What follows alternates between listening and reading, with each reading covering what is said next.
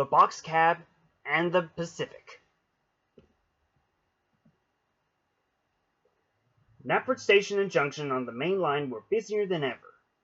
Nico, Rosie, Charlie, and Stafford had worked there for many years. They shunted freight cars and coaches behind the big engines to pull at night and day, more so than usual. No sooner had one engine departed from the station or yard than two more came in. But it all came to a head one day, when Nico broke down just outside Knapford Station. Sir Topham had then sent Miles to take Nico to the Steamworks for repairs. While the workman began to mend the little green engine, he decided to take matters in his own hands.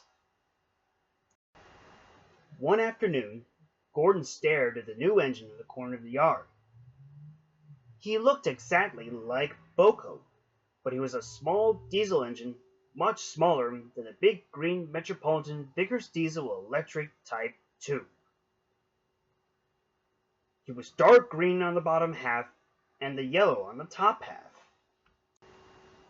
and the number 68 painted on his sides in black, surrounded by a white circle with a black outline.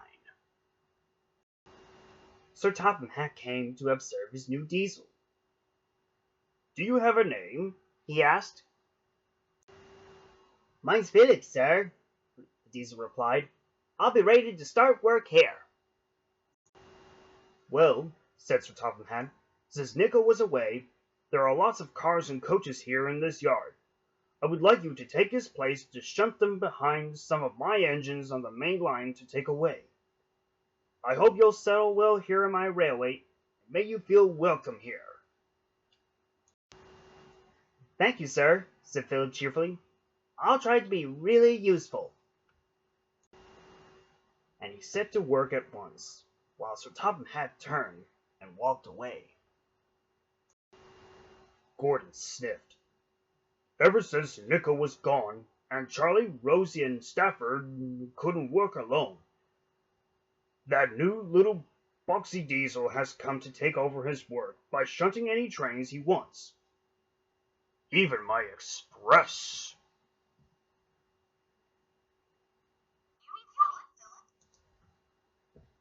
Said the voices, as Pip and Emma arrived.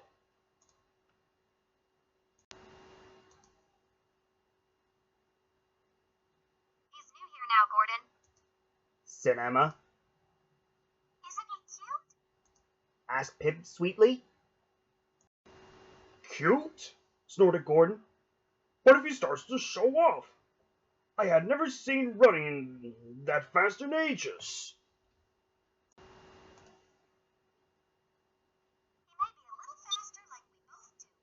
Said Pip. "But Philip has to be really useful like we are," added Emma. "Besides, it sounds like when it comes to being the fastest," she teased. "But I was built to pull the express trains," huffed Gordon. "Philip is different. He was never built to be fast. If I were racing him that day, I would have won once he had been on the main line and not the branch." And he puffed away. The twins were worried. "He'll get to know him," they said hopefully. Later that day in the yards, however, Gordon began to feel grumpy. Rosie got trapped in the siding in the sheds due to some failed points when she had to take an important delivery of goods to the mainland, as he was the only engine available to do so. "Cars," snorted Gordon. "Why me of all the engines of Sir Topham Hatt's?" And before he could finish, the horns sounded coming from a distance. So then, who should be shunting Gordon's cars but none other than the new Boxcab diesel shunter? "Philip!" huffed Gordon. "Hello, you must be Gordon," he said. "The big girl diesels told me all about you," he said cheekily, referring to Pip and Emma. "Say, what's with that grumpy look on your face?" I just don't know if you were to be a really useful engine when you want to beat me or any other engine in the race any day, grumbled Gordon. But Sir Topham Hatt won't be pleased with you for disobeying the rules. Well, I like a challenge, and I beat the engines to win the race back in the other railway, explained Philip. I beat Peachy on that day. So how about it, Gordon? Want a little race to prove they aren't better than you? No, I don't have time to race against a little diesel like you, snorted Gordon. Besides, I would beat you anyway. I was designed for express trains, like my brother Flying Scotsman, Cousin Mallard, and his girlfriend, Duchess of Hamilton, or Duchess for short.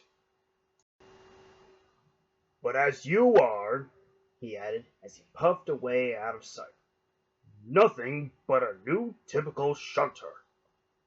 Philip felt hurt by Gordon's words. I'm not just a shunter. I'm a fast diesel Boxcab, he muttered as he bumped the cars hard. Gordon's just a big-headed, jealous engine, he thought aloud. He wanted to prove Gordon wrong, but no ideas came into his generator. As the day wore on, Philip was resting in the shed when a familiar whistle caught his attention. It was Gordon returning from the mainland, where he had brought the goods train to. Then Philip had an idea. Gordon, he called.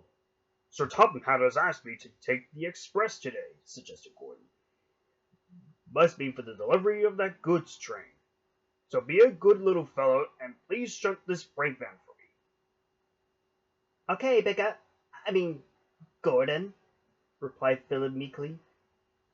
After Gordon left, Philip quickly shunted the brake van into a siding and raced away towards Knapford Station.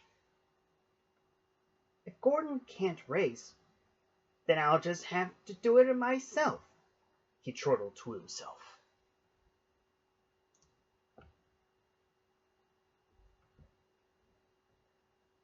Hey, Gordon, how about the first race? Asked Philip cheerfully. No, replied Gordon bluntly. Oh, come on, Gordon. Are you sure you're related to those famous fast engines? Scoffed Philip. This made Gordon very cross. Do not question me about my relations, he said firmly. If you want to race, that's fine. But don't go cry back into the shunting yards when I prove to you that I'm faster than you. As the guard blew his whistle, the two engines departed. But the station master saw Philip alongside Gordon. He raced away to report to Sir Topham Hatt.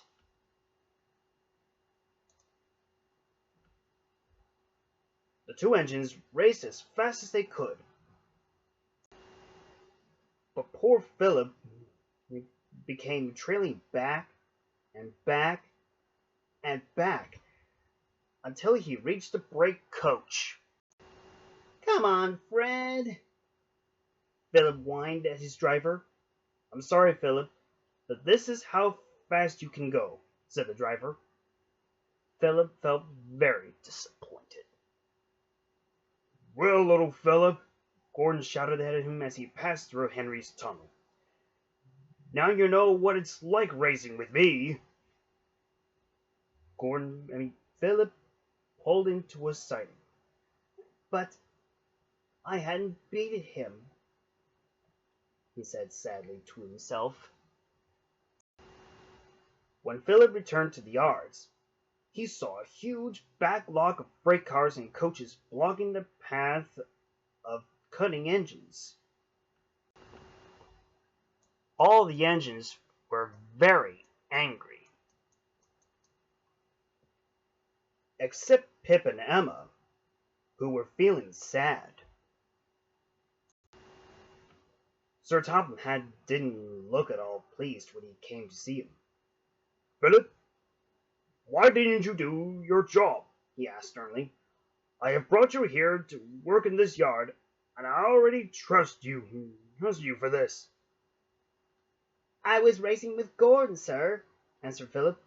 "I have asked you to settle well here on my railway, which this is, not the Olympics. And now I can see you didn't listen to what the regulation was all about," continues Sir Topham Hatt. "As for your punishment, you will go to your shed after you have cleaned up all this, and Paxton, the green diesel shunter, will be doing your shunting for the time being until I can trust you again." Oh, but sir, "Philip, go!"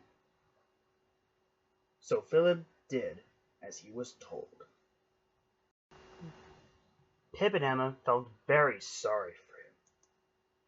Philip wouldn't be in so much trouble if he hadn't moved here to raise them. Sighed Pip. Poor little fella has deserved a punishment. Added Emma. "But I'm pretty sure it won't last forever. Aren't you?"